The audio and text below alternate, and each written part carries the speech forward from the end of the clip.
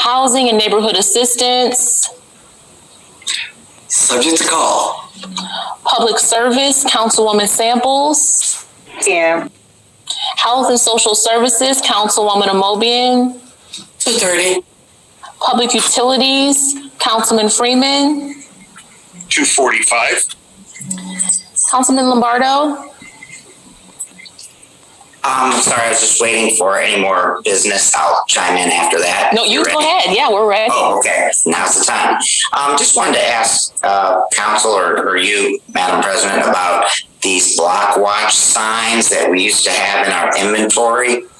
Some of you may recall that they said, crime, report it, don't support it, and then gave the Akron Police non-emergency number on there. So just looking to see whether we can get more in inventory for, neighborhood block watch meetings or like a new design for these types of signs. Who would I work with, and can they be supported by council's budget? Thank you. Thank you so much, Councilman Lombardo. I'm going to ask that you work with Sarah on that. Sarah and Bob. Okay, thank you. Okay, thank you. Councilman Neal. Thank you, Madam Chair. Just want to ask, I know we passed the budget, and last year we said that as council we would come together and go over our budget. To Councilman Phil Lombardo's point, it would be good for us to understand council's budget, and now we have the added responsibility of the American Rescue Plan. It's great that we're going to have a chance to have $100,000 per ward, but that's COVID dollars. We have yet to appropriate our annual budget in an equitable manner across our wards.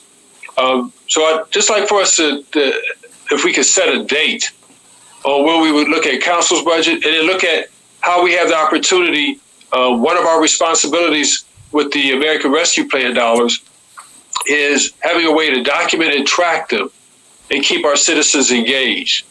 And as I mentioned earlier this afternoon, our state representatives, Tavia Galansky, Minority Leader Sykes, and State Senator Vernon Sykes did a nice job showing how they engaged constituents, took questions over the state budget. Surely if they can do it with the state budget, we can do it with our local budget, and it will be a requirement of us with the American Rescue Plan dollars. We can't afford for these dollars to go into the general fund and try to track 173 or 153, whatever the number comes out to be. So I look forward to when we can come together and properly appropriate our dollars within council's budget. And I know, Madam President, you talked about, because we've got to look at how we're going to handle PR and engaging our constituents, but then also, like I said, having a collaborative, collective plan on how to engage, educate, and work together with our citizens and administration to track the American Rescue Plan dollars. Thank you. Thank you so much, Councilman Neal. Councilman Malik. Thank you, President Somerville. I just want to echo Councilman Neal's point. I think it's clear that the city will receive around $153 million, which is not that short of our whole general fund allocation for a year budget. And this, it's clear this is a once in a generation, type of investment that's going to come to the city. And so obviously council will all need to be part of that discussion and, making priorities, but also it's so critical that the community has an input here and really has, discussion, because when we talk about housing, when we talk about safety, there's an opportunity to really make significant investments in a way that, we just haven't been able to as a city for many years. And so I hope that we spend it, oftentimes the process is way more important than the outcome. And I think that's the case here. We all have to make sure that as many voices are at the table as possible, in my view. And as I think has been said before, budgets are moral documents.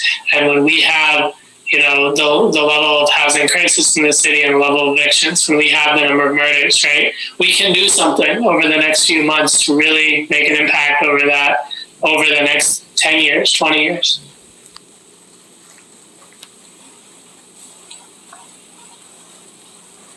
Thank you, Councilman Malik. Councilwoman